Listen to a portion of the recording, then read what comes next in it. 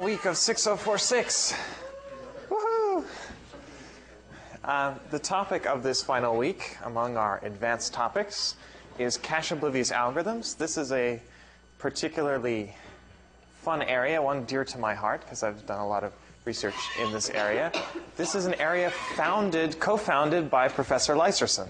So, in fact, the first context in which I met Professor Leiserson was him giving a talk about cache-oblivious algorithms at WADS 99 in Vancouver, I think. Get that right? Yeah, it has to be an odd year.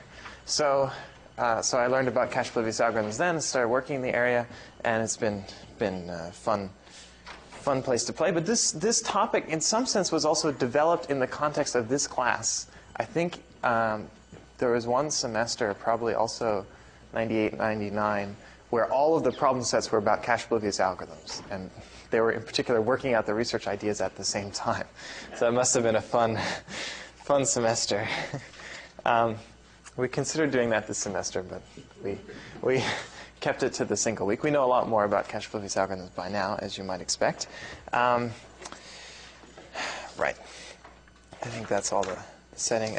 It was co-developed also with a bunch of MIT students, in particular an MEng student, Harold Prokop, and it was his MEng thesis. There's all the citations I will give for now.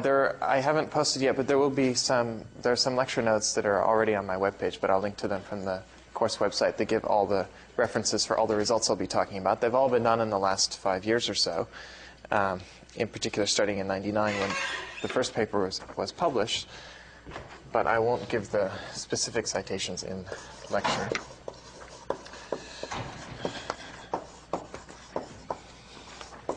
And this topic is related to the topic of last week, multi-threaded algorithms, although at a somewhat high level, in that it's also dealing with parallelism in modern machines. And we've had, throughout all but these last two lectures, we've had this very simple model of a computer where we have random access. You can access memory at a cost of 1. You can read and write a word of memory. There's some details on how big that word can be and whatnot, but it's a pretty basic, simple, flat model. And the multi-threaded algorithms, the idea is, well, maybe you have multiple threads of computation running at once, but you still have this very flat memory. Everyone can access anything in memory at a constant cost. We're going to change that model now. And we're going to realize that a real machine the memory of a real machine is some hierarchy. You have some CPU, you have some cache, probably on the same chip, level 1 cache, you have some level 2 cache. If you're lucky, maybe you have some level 3 cache before you get to main memory. And then you probably have a really big disk. And probably there's even some cache out here, but I won't even think about that. So the point is you have lots of different levels of memory. And what's changing here is that things that are very close to the CPU are very fast to access. Usually level 1 cache you can access in like 1 clock cycle or a few. And then things get slower and slower. Memory still costs like 70 nanoseconds or so to access a chunk out of, and that's a long time. 70 nanoseconds is, of course, a very long time. So as we go out here, we get slower, but we also get bigger. If we could put everything in level 1 cache, the problem would be solved. That would be a flat memory. Accessing everything in here, we assume, takes the same amount of time. But usually we can't afford. It's not even possible to put everything in level 1 cache. There's a reason why there's a memory hierarchy. Does anyone have a suggestion what that reason might be? It's like one of these limits in life. Yeah. Fast memory is expensive. That's the practical limitation, indeed, that you could try to build more and more at level 1 cache, and maybe you could try to. Well, yeah. Expensive is a good reason, and practically that's why it's maybe the sizes are what they are. But suppose memory were really fast memory were really cheap. There's a physical limitation to what's going on. Yeah. The speed of light. the speed of light. Yeah, that's a bit of a problem, right? No matter how much, you can only fit, let's suppose you can only fit so many bits in an atom. You can only fit so many bits in a particular amount of space. If you want more bits, you need more space. And the more space you have, the longer it's going to take for a round trip. So if you assume your CPU is like this point in space, so it's relatively small, and it has to get the data in, that the bigger the data, the farther it has to be away. But you can have these cores around the CPU that are, we don't usually live in 3D. In chips, we're usually in 2D, but never mind. You can have this sphere that's closer to the CPU that's a lot faster to access. And as you get farther away, it costs more. And that's essentially what this model is representing, although it's a bit approximated from the intrinsic physics and geometry and whatnot. But that's the idea. The latency, the round trip time to get some of this memory has to be big. In general, the cost to access memory is made up of two things. There's the latency, the round trip time, which in particular is limited by the speed of light, let's say. And there's plus the round trip time, you also have to get the data out. And depending on how much data you want, it could take longer. Okay, so there's something, this would be, get this right, let's say the amount of data divided by the bandwidth. Okay, the bandwidth is at what rate can you get the data out. And if you look at the bandwidths of these various levels of memory, it's all pretty much the same. If you have a well-designed computer, the bandwidth should all be the same. Okay, so you can still get data off disk really, really fast, usually about at the speed of your bus, and then the bus gets the CPU, hopefully, as fast as everything else. So even though they're slower, they're really only slower in terms of latency. And so this part is maybe reasonable. The bandwidth looks pretty much the same universally. It's the latency that's going up. So if the latency is going up, but we still get to divide by the same amount of bandwidth, what should we do to make the access costs at all these levels about the same?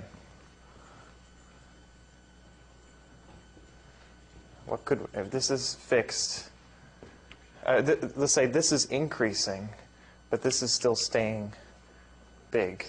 What could we do to balance this formula?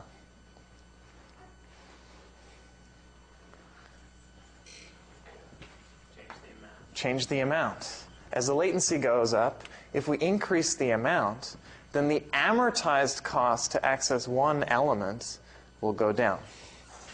So this is amortization in a very simple sense. So this was to access a whole block, let's say, and this amount was the size of the block. So the amortized cost then to access one element is going to be the latency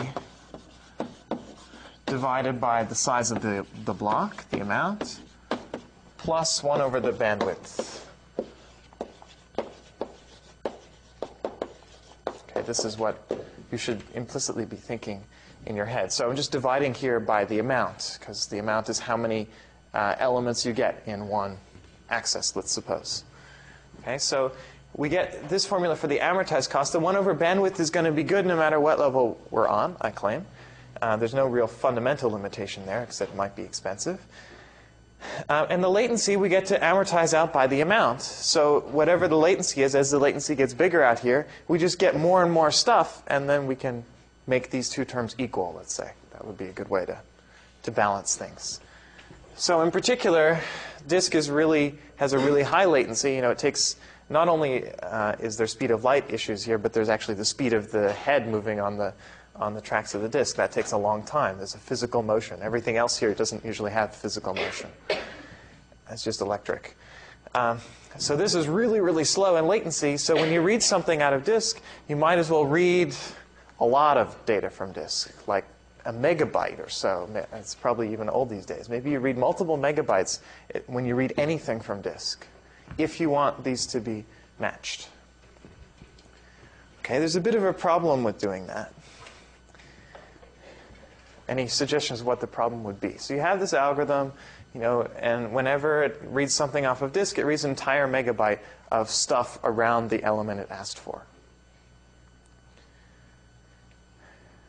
Is there some... I said the amortized cost to access is going to be reasonable, but that actually is sort of assuming something. Yeah. Right. I'm assuming I'm ever going to use the rest of that data. I better, if I'm going to read, 10 megabytes around the one element that I asked for, I access A bracket I, and I get 10 million items from A around I. It would be kind of good if the algorithm actually used that data for something. Seems reasonable. So this would be spatial locality. So we want, the goal of this world and cache oblivious algorithms and cache efficient algorithms in general is you want algorithms that perform well when this is happening. So when you read, so this is the idea of blocking. And we want the algorithm to use all, or at least most, of the elements in a block. A consecutive chunk of memory. So this is spatial locality.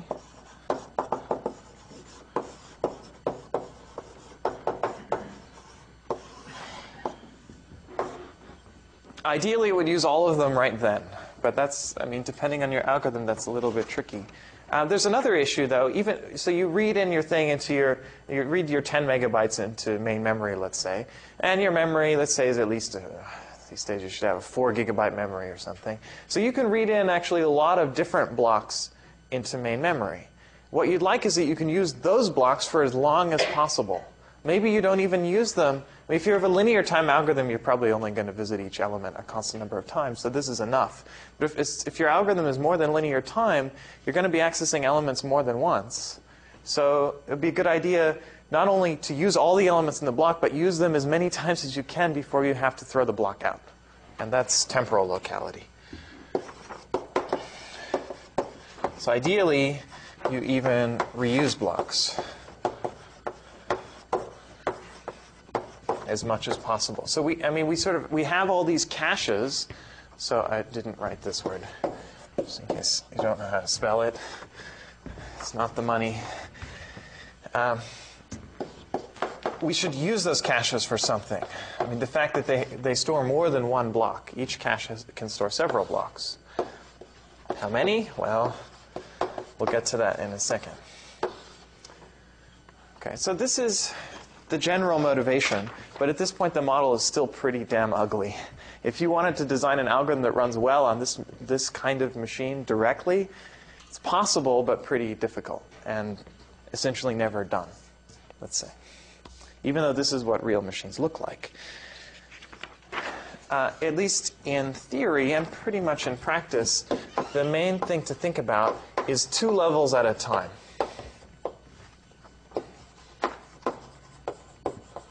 So this is a simplification where we can say a lot more about algorithms. A simplification over this model. So in this model, each of these levels has different block sizes and the different total sizes.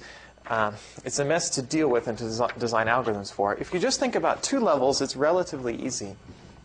So we have our CPU, which we assume has a constant number of registers only.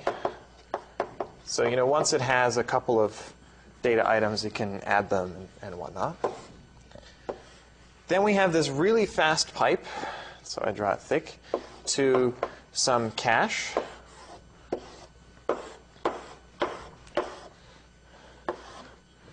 So this is cache.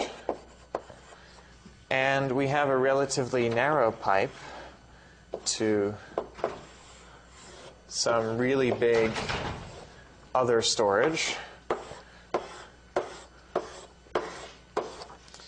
which I will call main memory.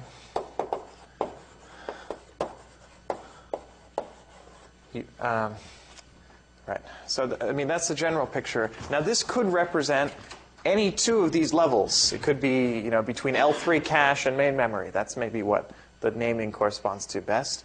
Or cache could, in fact, be main memory, what we consider the RAM of the machine. And what's called main memory over there could be the disk. I mean, it's whatever you care about.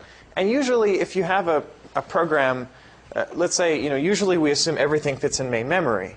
Then you care about the caching behavior. So you probably look at between these two levels. That's probably what matters the most in your program, because the cost differential here is really big relative to the cost differential here. If your data doesn't even fit in main memory and you have to go to disk, then you really care about this level because the cost differential here is huge. It's like 6 orders of magnitude, let's say. So in practice, you may think of just two memory levels that are the most relevant. Okay? Now I'm going to define some parameters. I'm going to call them cache and main memory just for clarity, because I'd like to think of main memory as just the way it used to be. And now all we have to worry about is this extra thing called cache. It has some bounded size, and there's some block size. The block size is B.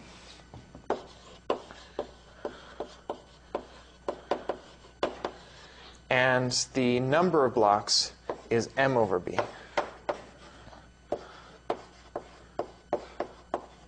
So the total size of the cache is M.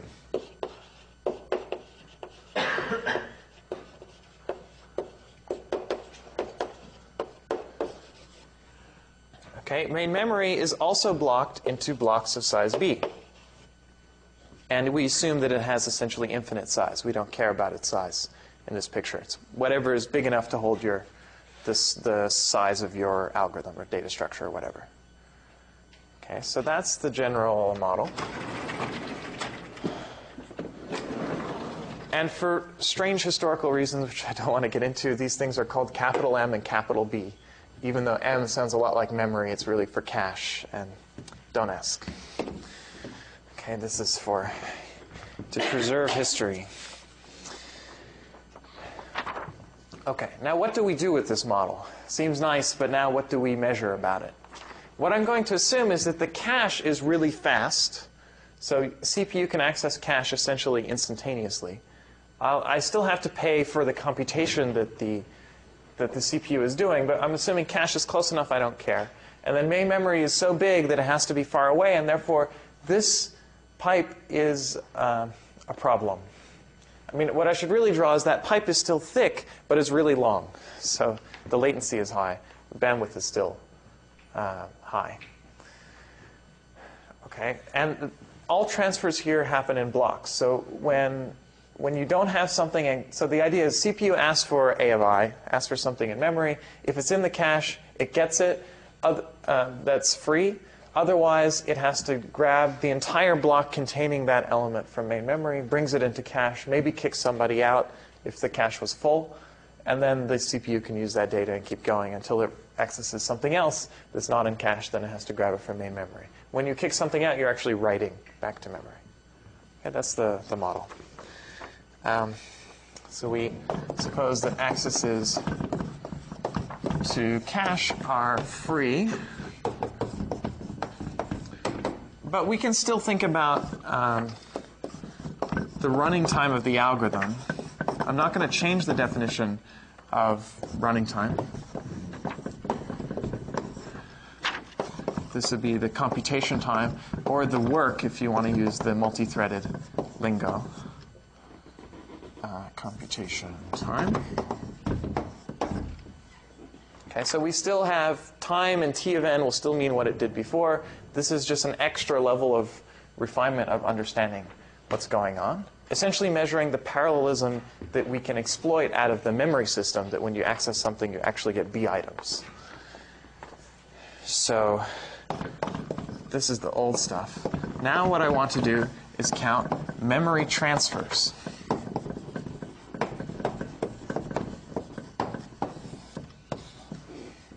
These are transfers of blocks, so I should say block memory transfers, between the two levels, so between cache and main memory.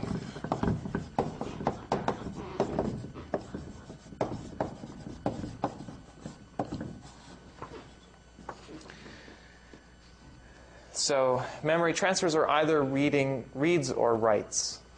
Okay, maybe I should say that. These are number of block reads and writes.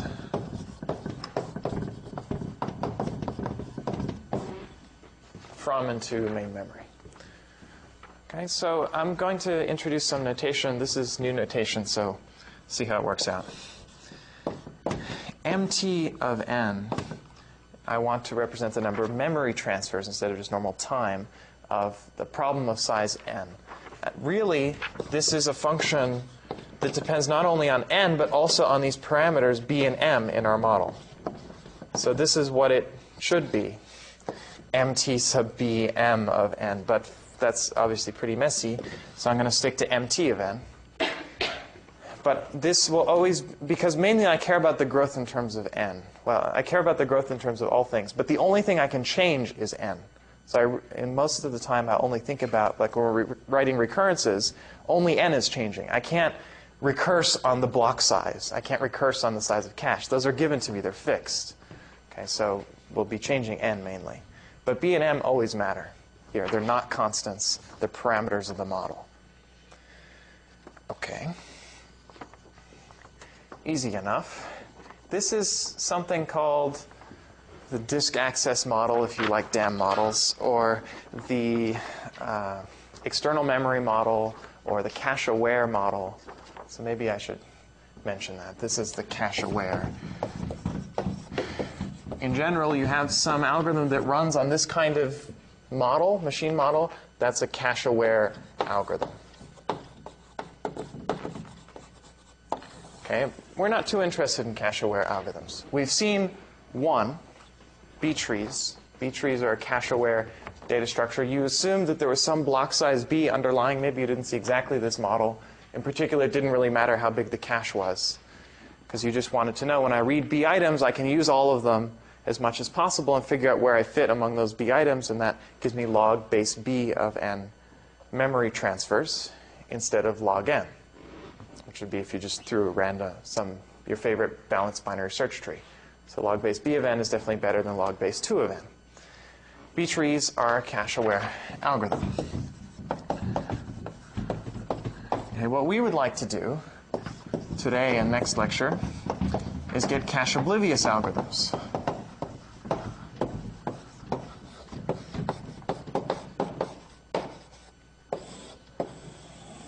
So there's essentially only one difference between cache-aware algorithms and cache-oblivious algorithms. In cache-oblivious algorithms, the algorithm doesn't know what B and M are.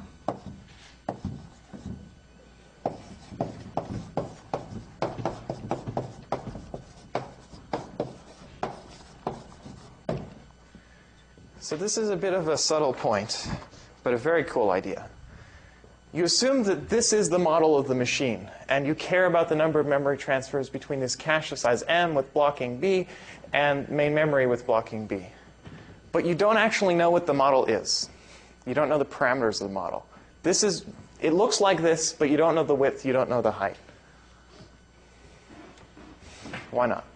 So the analysis knows what B and M are. So we're going to write some algorithms which look just like boring old algorithms that we've seen throughout the lecture. That's one of the nice things about this model. Every algorithm we have seen is a cache-oblivious algorithm, right? Because we didn't even know the word cache in this class until today. So we already have lots of algorithms to choose from. The thing is, some of them will perform well in this model and some of them won't. So we would like to design algorithms that, just like our old algorithms, that happen to perform well in this context, no matter what B and M are. So another way of saying this is the same algorithm should work well for all values of B and M if you have a good cache-oblivious algorithm. Okay, there are a few consequences to this assumption. Okay, in a cache-aware algorithm, you can explicitly say, okay, I'm blocking my memory into chunks of size B. Here they are.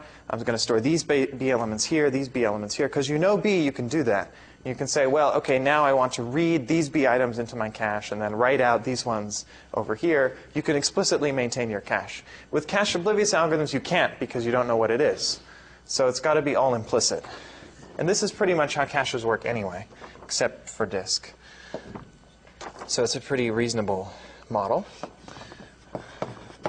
In particular, when you access an element that's not in cache, you automatically fetch the block containing that element.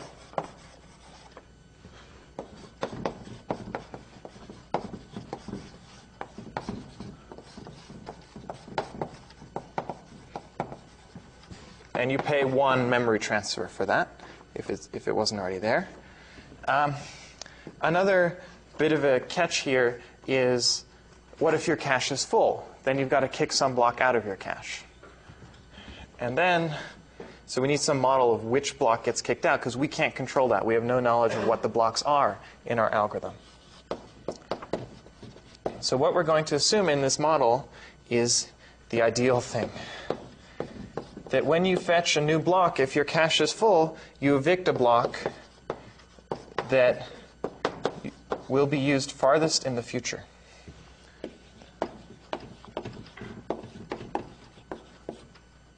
Furthest.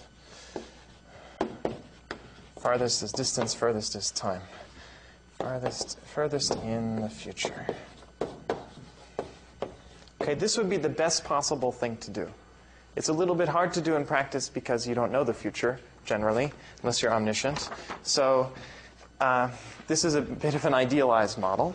But it's pretty reasonable in the sense that if you read the reading, handout number 20, this paper by Slater and Tarjan that introduced the idea of competitive algorithms. So we only talked about a small portion of that paper, the move to front heuristic, for storing a list. But it also proves that there are strategies, and maybe you heard this in recitation, some people covered it, some didn't, that these are called paging strategies. So you want to maintain some cache of pages or blocks, and you pay whenever you have to access a block that's not in your cache. The best thing to do is to always kick out the block that will be used farthest in the future, because that way you'll use all the blocks that are in there. This turns out to be the offline optimal strategy if you knew the future.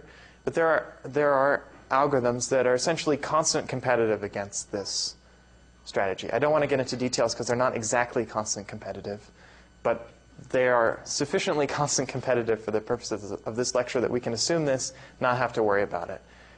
Most of the time, we don't even really use this assumption, but there it is. That's the cache oblivious model. It makes things cleaner to think about. Just anything that should be done will be done. And you can simulate that with least recently used or whatever good heuristic that you want to that's competitive against the optimal. Okay, that's pretty much the cache oblivious algorithm. Once you have the two-level model, you just assume you don't know B and M. You have this automatic request and writing and whatnot. A little bit more to say, I guess. Maybe obvious at this point, but I've been drawing everything as tables, so it's not really clear what the linear order is. Linear order is just the reading order. So although we don't explicitly say it most of the time, a typical model is that memory is a linear array. Everything that you ever store in your program is written in this linear array. If you've ever programmed in assembly or whatever, that's the model. You have this address space, and any number between here and here, that's where you can actually, this is physical memory. This is all you can write to. So it starts at 0 and goes out to, let's call it infinity over here. And, if you allocate some array, maybe it occupies some space in the middle. Who knows? Okay, we usually don't think about that much. What I care about now is that memory itself is blocked in this view. So however your stuff is stored in memory, it's blocked into clusters of length b. So if this is, let me call it 1, be a little bit nicer. This is b. This is position b plus 1. This is 2b, and 2b plus 1, and so on. These are the indexes into memory. This is how the blocking happens. If you access something here, you get that chunk from u rounded down to the previous multiple of b, rounded up to the next multiple of b. That's what you always get.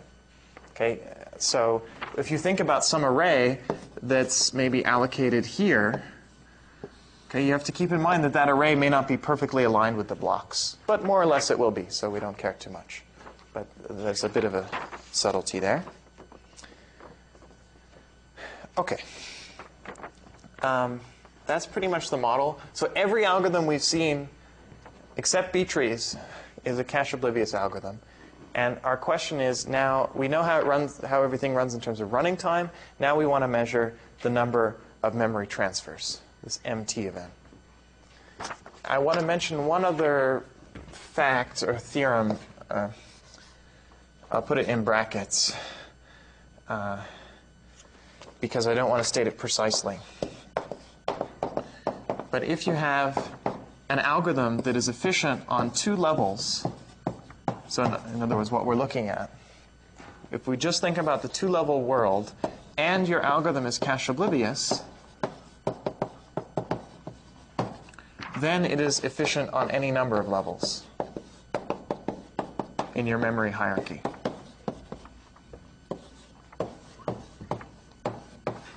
Say L levels. So I don't want to define what efficient means. But the intuition is if your machine really looks like this and you have a cache oblivious algorithm, you can apply the cache oblivious analysis for all B and M. So you can analyze the number of memory transfers here, here, here, here, and here. And if you have a good cache oblivious algorithm, the performances at all of those levels has to be good. And therefore the whole performance is good. Good here means asymptotically optimal up to constant factors, something like that. Okay, so I don't want to prove that, but that you can read the cache oblivious papers. That's a nice fact about cache oblivious algorithms. If you have a cache aware algorithm that tunes to a particular value of B and a particular value of M, you're not going to have that property. So this is one nice feature of cache obliviousness. Another nice feature is you don't have to, when you're coding the algorithm, you don't have to put in B and M. So that simplifies things a bit. So let's do some algorithms. Enough about models. Okay, we're going to start out with some really simple things just to get warmed up on the analysis side. The most basic thing you can do that's good in a cache oblivious world is scanning. So scanning is just visiting the items in an array in order.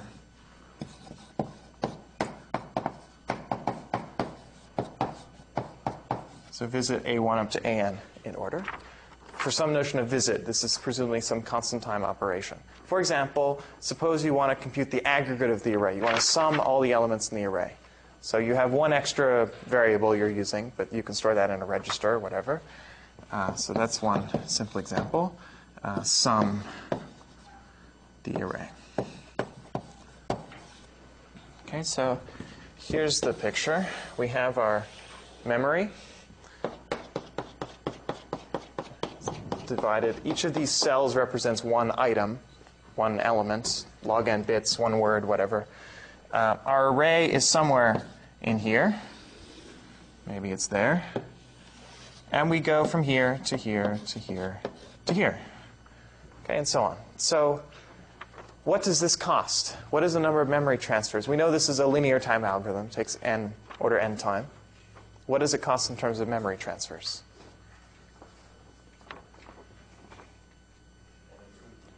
N over B, pretty much.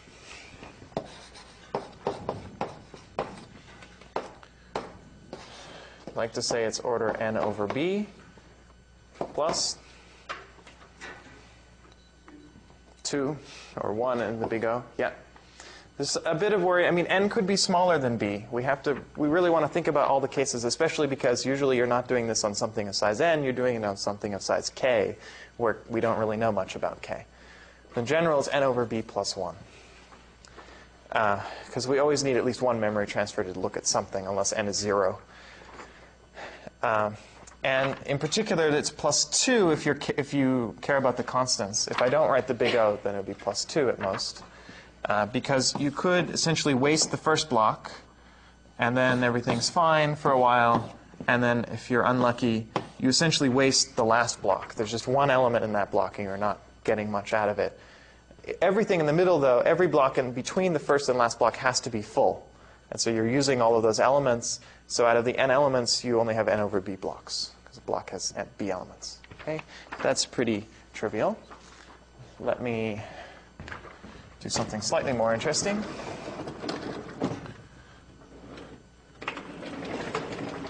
Which is 2 scans at once. Okay, here we're not assuming anything about m. We're not assuming anything about the size of the cache. Just that it can hold a single block. We just need that the last block that we visited has to be there. Okay, you can also do a constant number of parallel scans. This is not really parallel in the sense of multi-threaded, but simulated parallelism. I mean, if you have a constant number, I do one, do the other, come back, come back, come back. Right, visit them in turn, round robin, whatever. For example, here's a cute piece of code. If you want to reverse an array, okay, then you can do it. This is a good puzzle.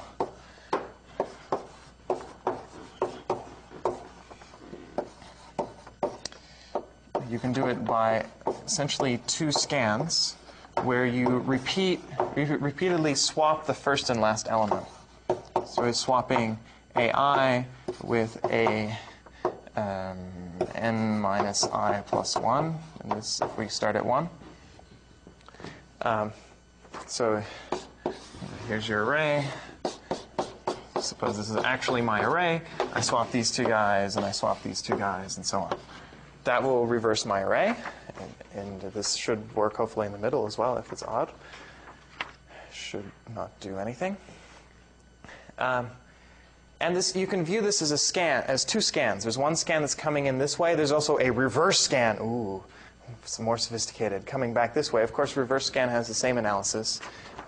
And as long as your cache is big enough to store at least 2 blocks, which is a pretty reasonable assumption.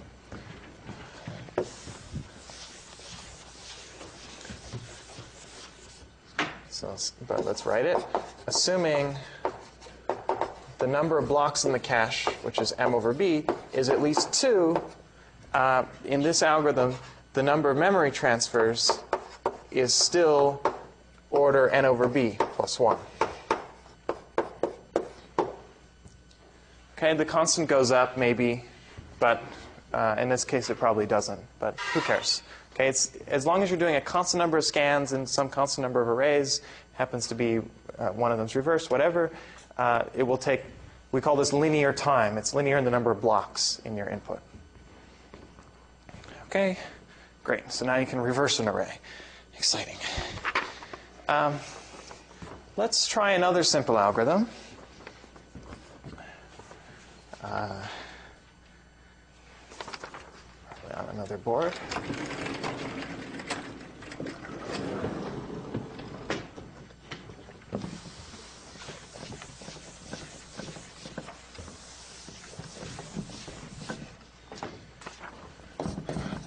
Let's try binary search.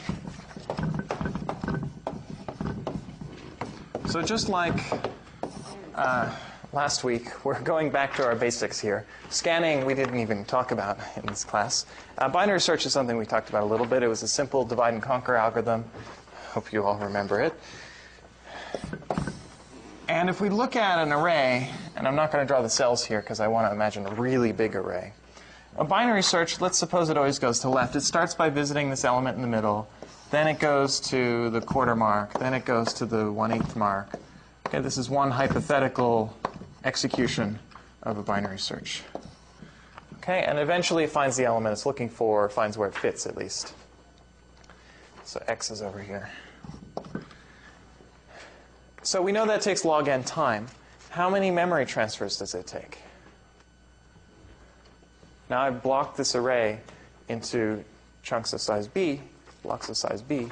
How many blocks do I touch? This one's a little bit more subtle.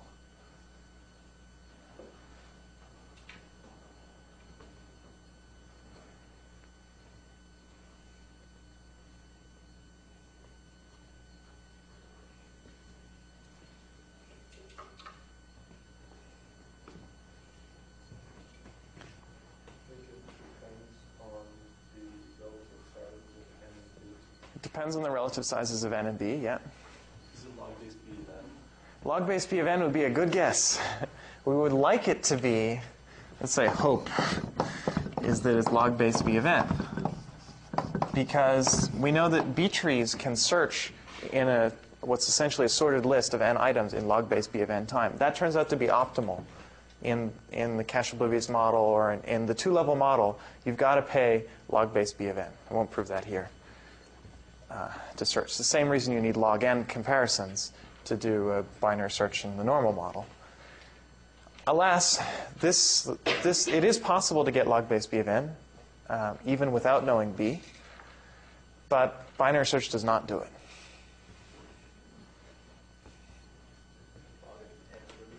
Log of n over b, yes. Oh, I can't remember my own notation. So number of memory transfers on n items is log of n over b, also known as, let's say plus 1, also known as log n minus log b. Okay, whereas log base b of n is log n divided by log b. Okay, clearly this is much better than subtracting. So this would be good, but this is bad. Most of the time, this is log n, which is no better, which you're not using blocks at all, essentially. The idea is, out here, there's some little tiny block that contains this thing. Tiny depends on how big b is. But each of these items will be in a different block until you get essentially within one block worth of x. When you get within one block worth of x, there's only like a constant number of blocks that matter. And so all of these axes are indeed within the same block. But how many are there? Well, just log b. Because you're only spending log b with any log. If you're within an interval of size k, you're only going to spend log k steps in it. So you're saving log b in here. But overall, you're paying log n. So you only get log n minus log b plus some constant. Okay, so this is bad news for binary search. So not all of the algorithms we've seen are going to work well in this model. We need a lot more thinking before we can solve what is essentially the binary search problem, finding an element in a sorted list in log base b of n without knowing b. Okay, we know we could use B trees. If you knew b, great, that works. And that's optimal. But without knowing b, it's a little bit harder. And this gets us into the world of divide and conquer. Also, like last week, and like the first few weeks of this class, divide and conquer is your friend.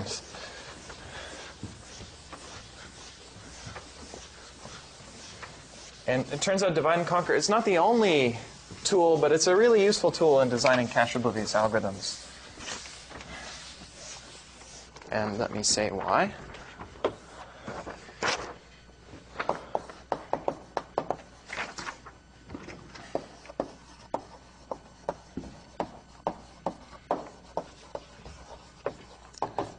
So we'll see a bunch of divide and conquer based algorithms, cache oblivious.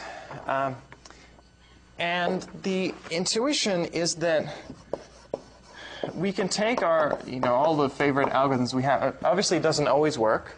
Binary search was a divide and conquer algorithm. It's not so great. But in general, the idea is that your algorithm can just do the normal divide and conquer thing, right? You divide your problem into subproblems of smaller size repeatedly, all the way down to problems of constant size. Okay, just like before. But if you're recursively dividing your problem into smaller things, at some point you can think about it and say, well, wait, the algorithm divides all the way, but we can think about the point at which the problem fits in a block or fits in cache. Okay, so that's the analysis. We'll think about the time when your problem is small enough that we can analyze it in some other way. So usually we analyze it recursively, we get a recurrence. What we're changing essentially is the base case. So in the base case, we don't want to go down to a constant size. That's too far. I'll show you some examples. We want to consider the point at which the time, or the recursion, at which either the problem fits in cache,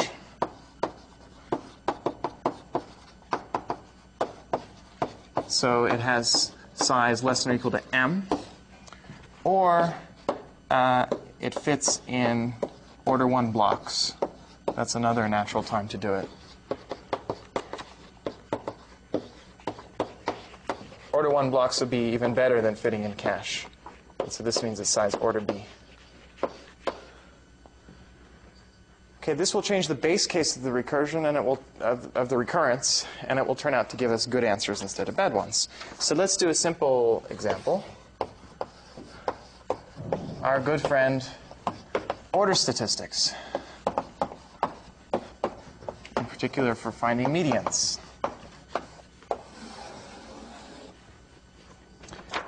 So I hope you all know this by heart. Remember the worst case linear time median finding algorithm by Bloom et al. I'll write this fast. We partition our array. Turns out this is a good algorithm as it is. We partition our array conceptually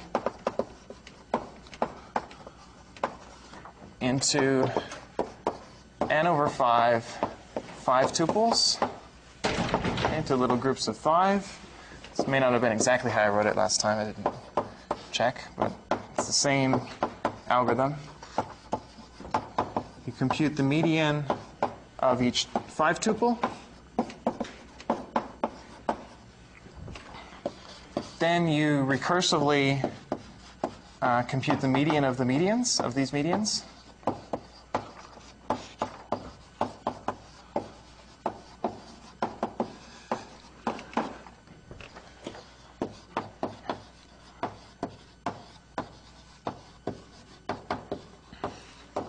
Then you partition around x.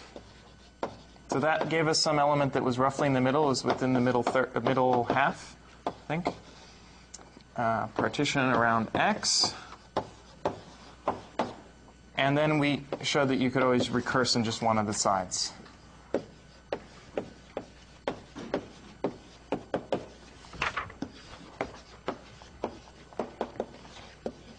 Okay, this was our good old friend for computing order statistics or medians or whatnot.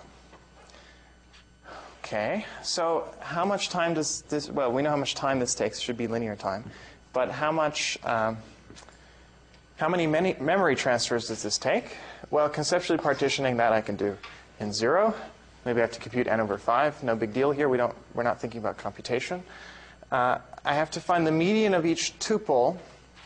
So here it matters how my array is laid out, but what I'm going to do is take my array, take the first 5 elements, and then the next 5 elements, and so on. Those will be my 5 tuples.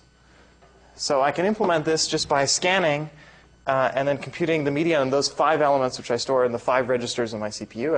I'll assume that there are enough registers for that. And I compute the median, write it out to some array out here. So there's going to be one element, so the median of here goes into there, the median of these guys goes into there, and so on. So I'm scanning in here, and in parallel I'm scanning and outputting here. So that's 2 parallel scans, so that takes linear time. So this takes order n over b plus 1 memory transfers.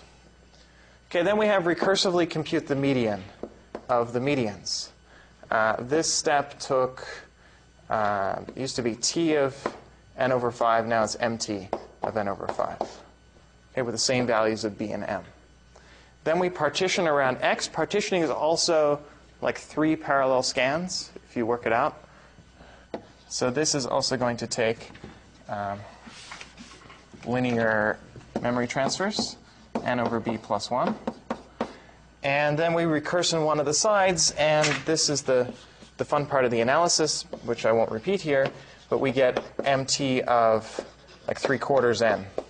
I think originally it was 7/10, so we simplified to 3/4, which is hopefully bigger than 7/10. Yeah, it is. Okay, so this is the new analysis. Now we get a recurrence. So let's do that.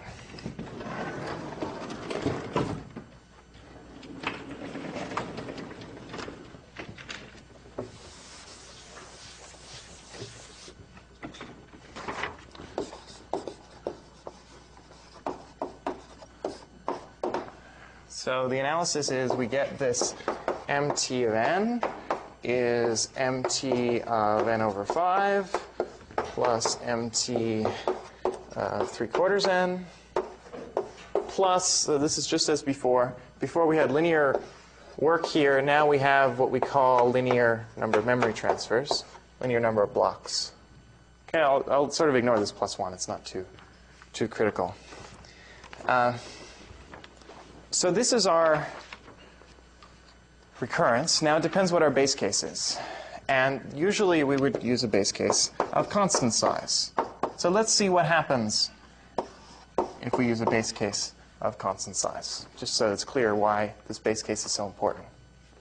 Okay, this describes a recurrence as one of these hairy recurrences.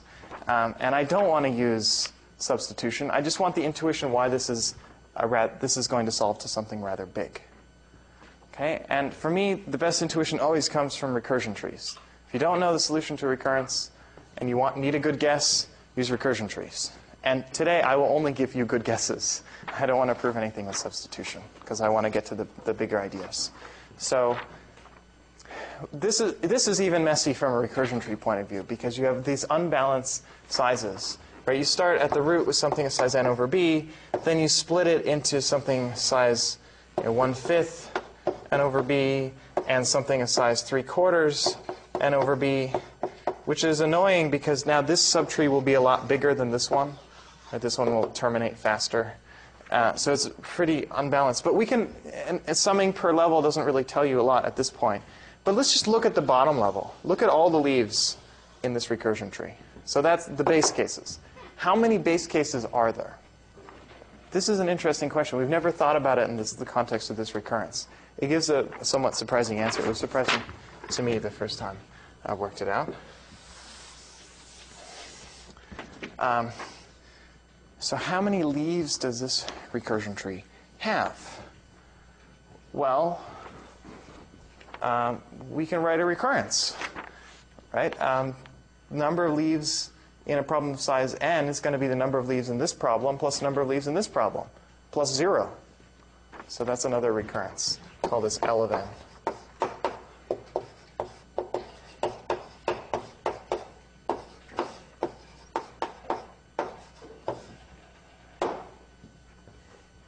Okay, now the base case is really relevant.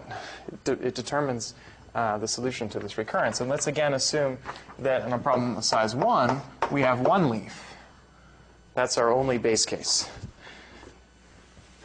Well, it turns out, and here you need to guess, I think. This is not particularly obvious. Any of the TAs have guesses of the form of the solution? Or anybody, not just TAs.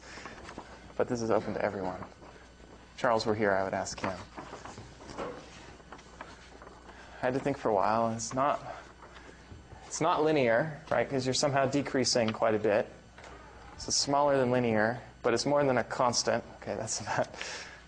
It's actually more than polylog. So what's your favorite function in the middle? N over log n. That's still too big. Keep going. I have an oracle here, so you can. N to the k, yeah, close. I mean, k is usually an integer. N to the alpha for some real number between 0 and 1. Yeah, that's what you meant. Sorry. It's like this shortest mathematical joke. Let epsilon be less than 0. Or for sufficiently large epsilon, I don't know. So you've got to use the right letters. So let's just suppose that it's n to the alpha.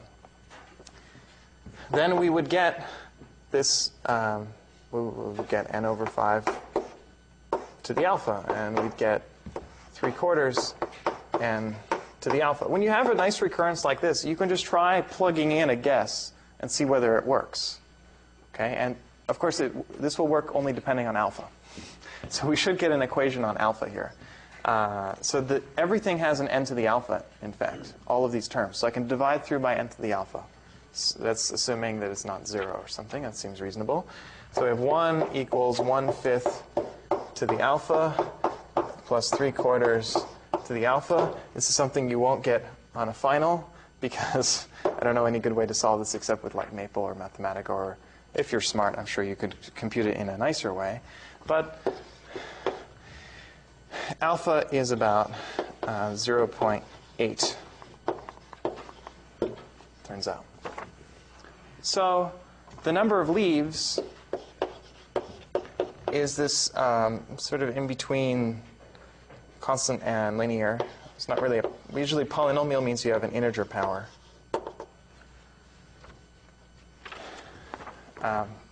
Let's call it a polynomial. Why not? There's a lot of leaves, is the point. And if we say that each leaf costs a constant number of memory transfers, we're in trouble, because then the number of memory transfers has to be at least this. If it's at least that, that's potentially bigger than n over b. I mean, bigger than in an asymptotic sense. This is little omega of n over b if b is big. If b is at least n to the 0.2 something. Okay, or 1/7 something. But if, in particular, b is at least n to the 0.2, then this should be bigger than that. So this is a bad analysis, because we're not going to get the answer we want, which is n over b. The best you could do for median is n over b, because you have to read all the elements and you should spend linear time. So we want to get n over b. This algorithm is n over b plus 1. So this is why you need a good base case, right? Hopefully that makes the point. So the question is, what base case should I use?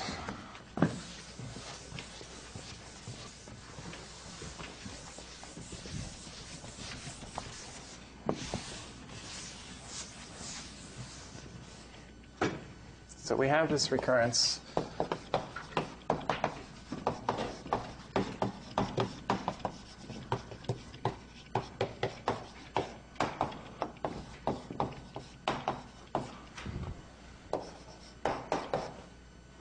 What base case should I use? Constant was too small. We have a couple choices listed up here.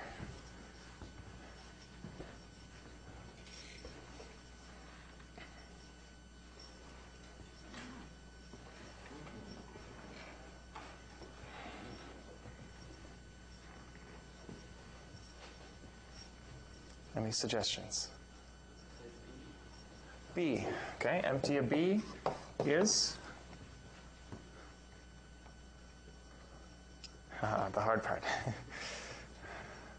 So if my problem, if the size of my array fits in a block, and I do all this stuff on it, how many memory transfers could that take? One. Or a constant, depending on alignment. Okay, maybe it takes 2 memory transfers, but constant. Good. That's clearly a lot better than this base case MT of 1 equals order 1. Clearly stronger. So hopefully it gives the right answer. And now, indeed, it does. Yeah, I love this. So I'm going to wave my hands. Okay, but in particular, what this gives us, if we do the previous analysis, what is the number of leaves? So in the leaves, now L of b equals 1 instead of L of 1 equals 1. So this stops earlier. When does it stop? Well, instead of getting n to the order 0.8 whatever, we get n over b to the power 0.8 whatever. Okay, so it turns out number of leaves is n over b to the alpha, which is little o of n over b. So we don't care. It's tiny. And if you look at, and the root cost is n over b in the recursion tree. The leaf cost is little o of n over b. And if you wave your hands and close your eyes and squint, the cost should be geometrically decreasing as we go down, I hope, more or less. It's a bit messy because of all the things terminating. But let's say cost is roughly geometric. Don't do this in a final, but you won't have any messy recurrences like this. So don't worry. Down the tree. So I want to, you'd have to prove this formally, but I claim that the root cost dominates. And the root cost is n over b.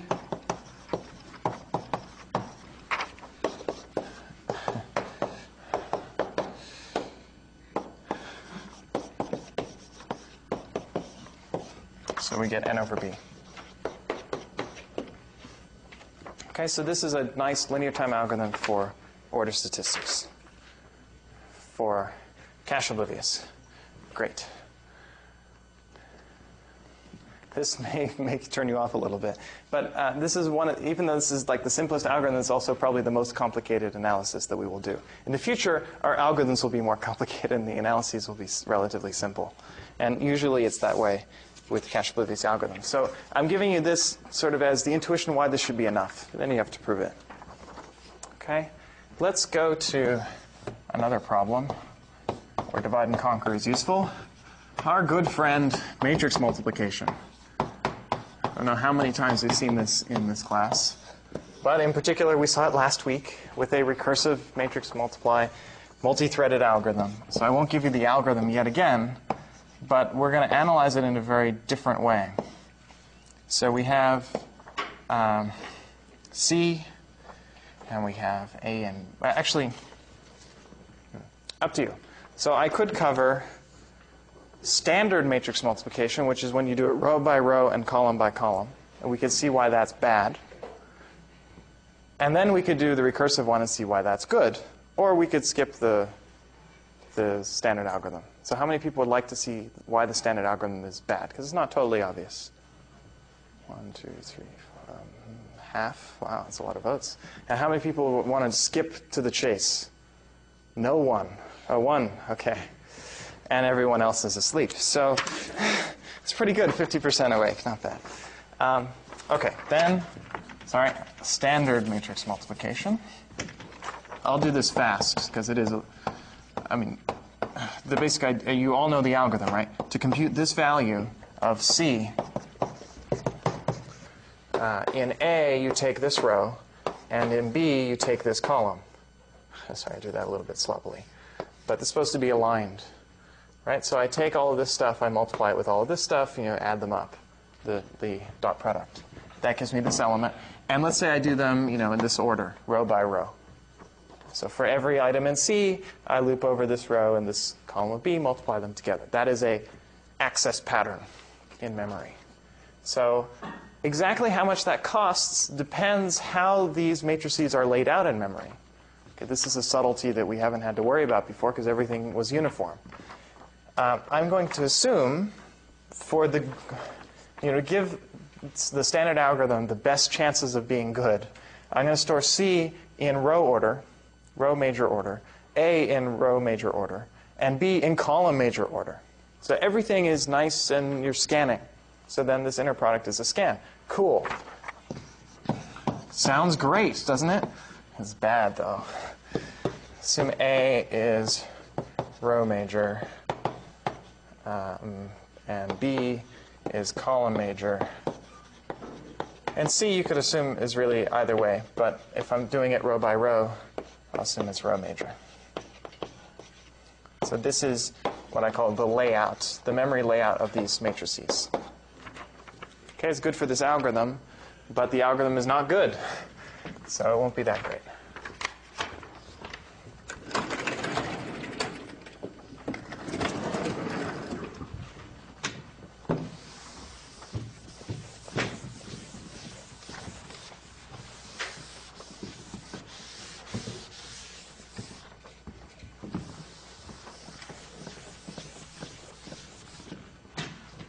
So, how long does this take? How many memory transfers? We know it takes n cubed time.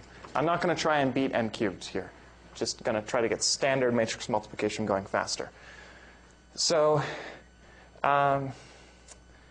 well, for each item over here, I pay n over b to do the scans and get the inner product.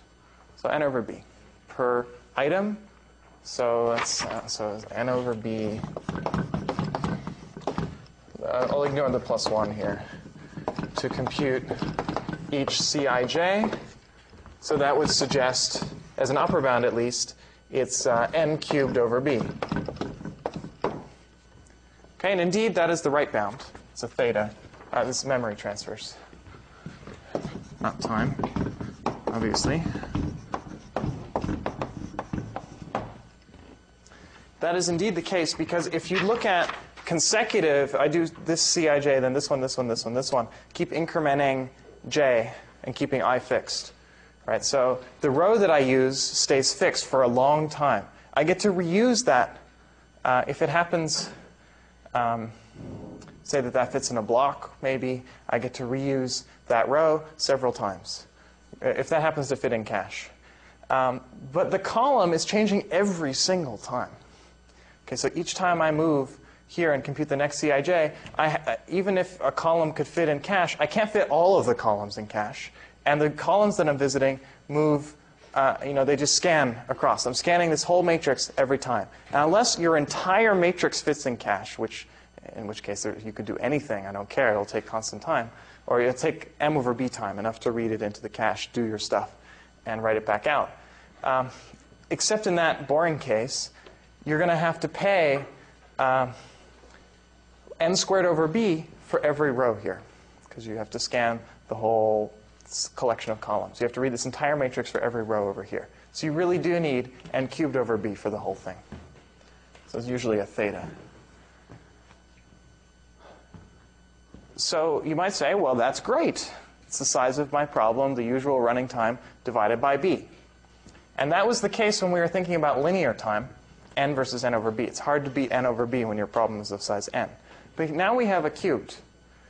And this gets back to, we have good spatial locality. When we read a block, we use the whole thing. Great. Seems optimal. But we don't have good temporal locality.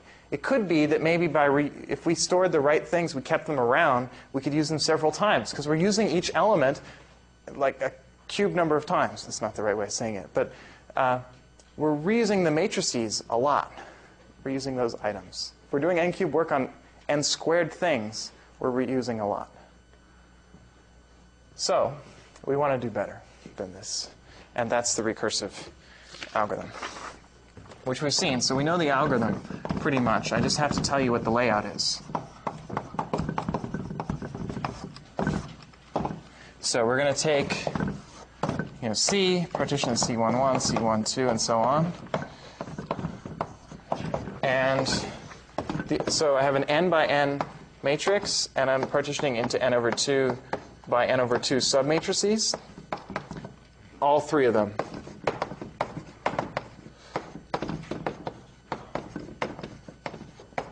Times whatever.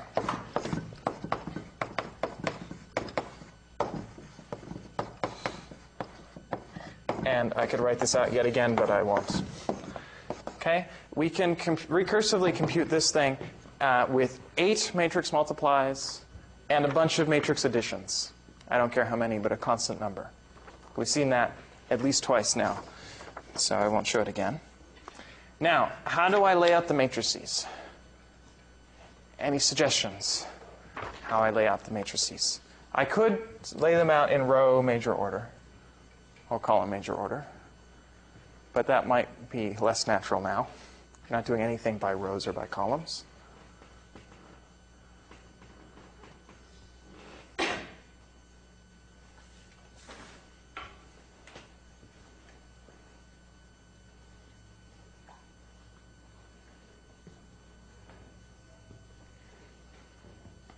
So what layout should I use?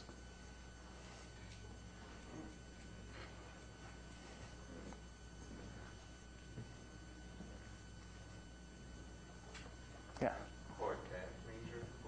Quartet major order. Maybe quadrant major order, unless you're musically inclined. Yeah, good idea. You've never seen this order before, so it's maybe not so natural. But yeah, somehow I want to cluster it by blocks. Okay, I think that's about all I'll get. So, I mean, it's a recursive layout. This was not an easy question. It's okay. Store matrices, or lay out the matrices recursively by block.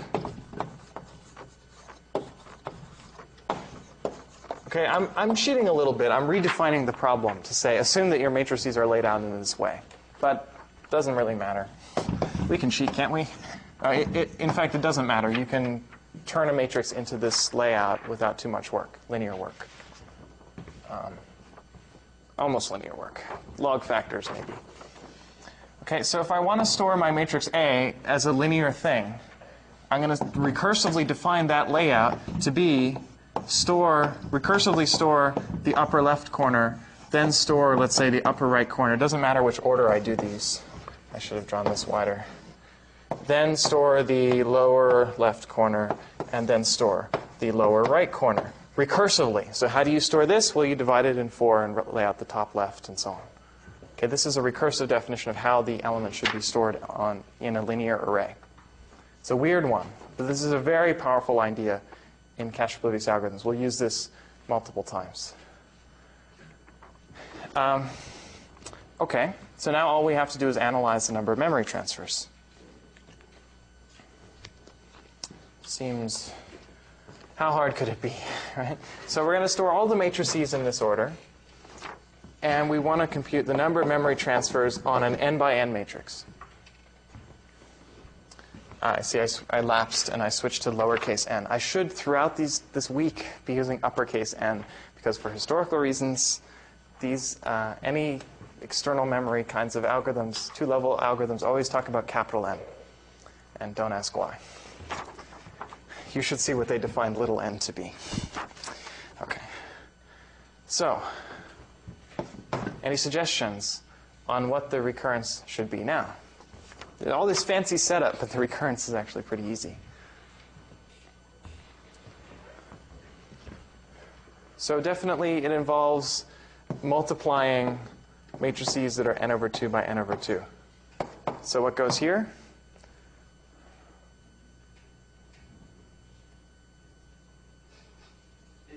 Eight, thank you. That you should know. And then the tricky part is what goes here.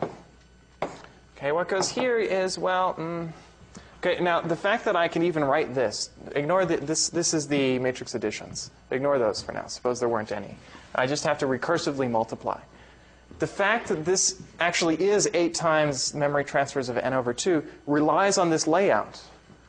Right? I'm assuming that the arrays that I'm given are given as contiguous intervals in memory. If they aren't, I mean, if they're like scattered all over memory, I'm screwed. There's nothing I could do.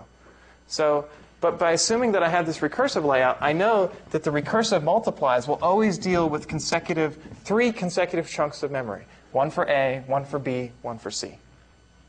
Okay, no matter what I do, because these are stored consecutively, recursively, I have that invariant. Okay, and I can keep recursing, and I'm always dealing with 3 consecutive chunks of memory. That's why I need this layout, is to be able to say this. Okay, now what does addition cost? I'll just give you 2 matrices. They're stored in some linear order, the same linear order among the 3 of them. Do I care what the linear order is?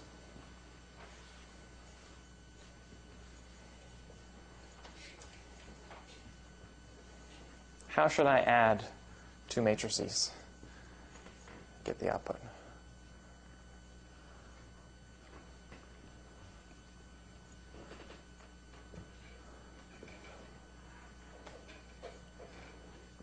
Yeah. If they're stored in the same, if they're stored in the same fashion, then we can just add all of the n squared f and n squared over.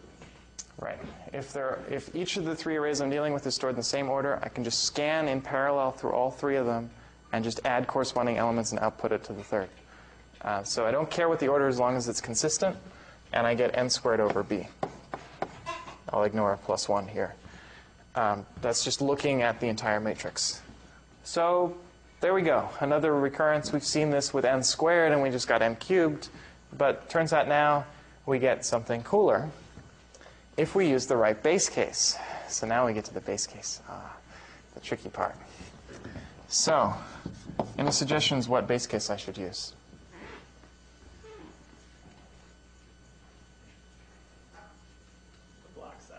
The block size, good suggestion. So if we have something of size order b, we know that takes a constant number of memory transfers. Turns out that's not enough. I won't solve it here. But good guess, in this case, it's not the right answer. I'll give you some intuition why. We're trying to improve on n cubed over b. If you're just trying to get it divided by b, this is a great base case. But here we know that just the improvement afforded by the block size is not enough. We have to somehow use the fact that the cache is big. It's m. However big m is, it's that big. Okay, so if we want to get some improvement on this, we've got to have m in the formula somewhere. And there's no m's yet, so it's going to involve m. What's that? Mt of m over b. That would work, but mt of m is also okay. I mean, some constant times m, let's say. I want to make this constant small enough so that the entire problem fits in cache. So it's like 1/3. I think it's actually, oh wait, is it square root of m, actually? Right, this is an n by n matrix. So it should be C times square root of m. Sorry. So square root of m by square root of m matrix has m entries. If I make C like 1/3 or something, then I can fit all 3 matrices in memory. Actually, 1 over square root of 3 would do, but who cares? So for some constant C, now everything fits in memory. How many memory transfers does it take? 1. It's a bit too small. Because I do have to read the problem in. And now, I mean, here was 1 because there's only 1 block to read. Now, how many blocks are there to read? Constant? Nope. B? Nope. M over B, good. Get it right eventually. It's the great thing about thinking with an oracle. Just keep guessing. M over B, because we have cache size M. There are M over B blocks in that cache to read each one. Okay? This is maybe you forgot what M was because we haven't used it for a long time. But M is the number of elements in cache. This is the number of blocks in cache. Okay, someone was saying B, and it's reasonable to assume that M over B is about B. That's like a square cache. But in general, we don't make that assumption. Okay, where are we? We're hopefully done. Just about good because we have 3 minutes. So that's our base case. Oh yeah, I have a square root here. I just forgot it. Now we just have to solve it. Now this is an easy recurrence. Right? I don't want to use the master method, okay, because master method is not going to handle these b's and m's and these crazy base cases. Okay, master method would prove n cubed. Great. Master method doesn't really think about these kinds of cases. But with recursion trees, if you remember way back to the proof of the master method, it's just look at the recursion tree as geometric up or down, or everything is equal, and then you just add them up, every level. The point is that this is a nice recurrence. All of the subproblems are of the same size. And that analysis always works, I say, when everything has the same size. All the children.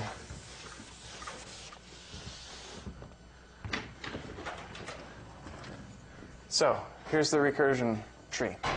We have n squared over b at the top. We split into 8 subproblems, where each one the cost is 1/2 n squared over b. I'm not going to write them all. There they are. You add them up. How much do you get? Well, there's 8 of them. 8 times 1/2 is 2, right? 4. Thanks. 4, right? Okay. Good. See, I'm bad at arithmetic. I probably already said it, but there are 3 kinds of mathematicians. Those who can add, those who can't. Okay. Why am I looking at this? It's obvious. Okay. So we keep going. This looks geometrically increasing, right? 4, okay? You just know in your heart that if you have a recurrent, you work out the first 2 levels, you can tell whether it's geometrically increasing, decreasing, or they're all equal, or something else, and then you better think. But I see this is geometrically increasing. It will indeed be like 16 the next level, I guess. Okay, it should be. So it's increasing. That means the leaves matter. So let's work out the leaves. This is where we use our base case.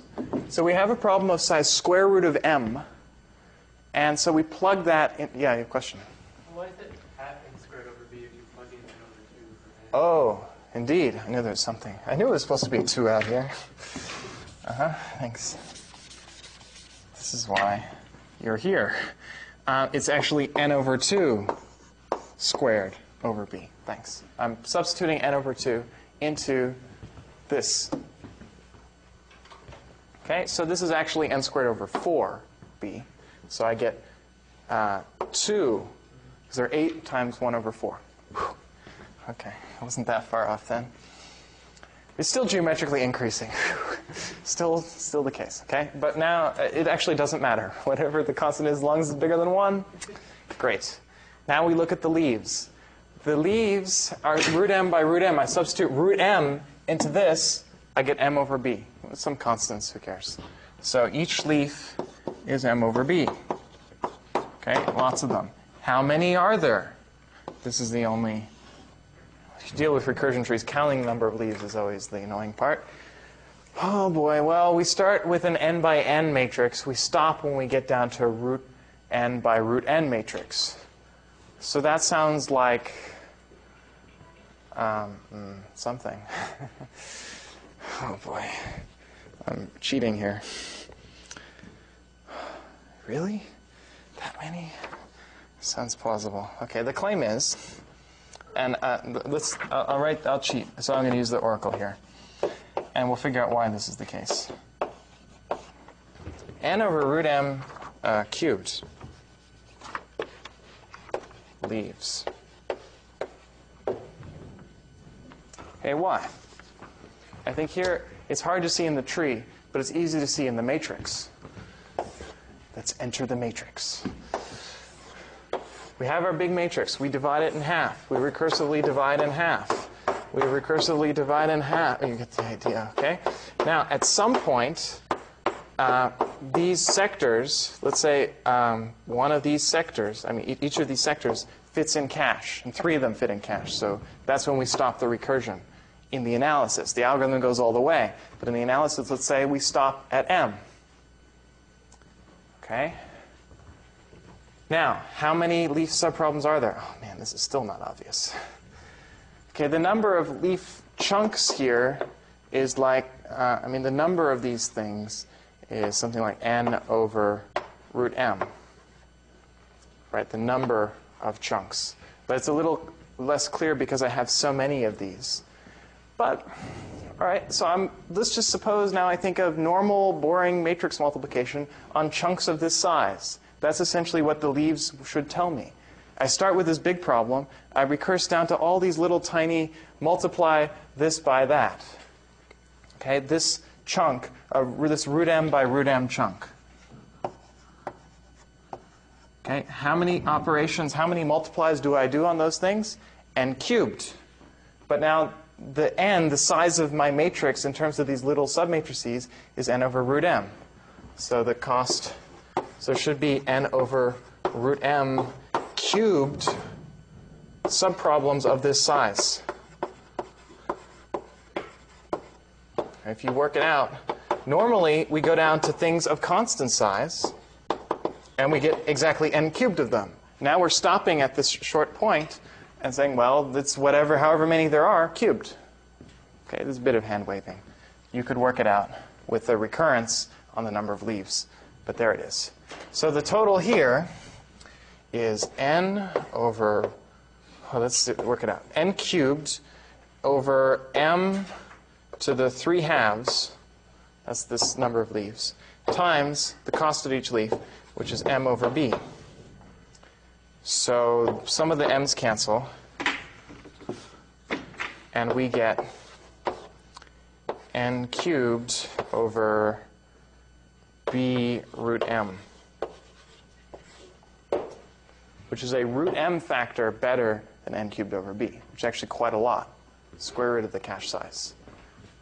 That is optimal. The best two-level matrix multiplication algorithm takes n cubed over b root m. Memory transfers. Pretty amazing. And I'm over time. You can generalize this and do all sorts of great things. But the bottom line is this is a great way to do matrix multiplication is recursion. We'll see more recursion for cache oblivious algorithms on Wednesday.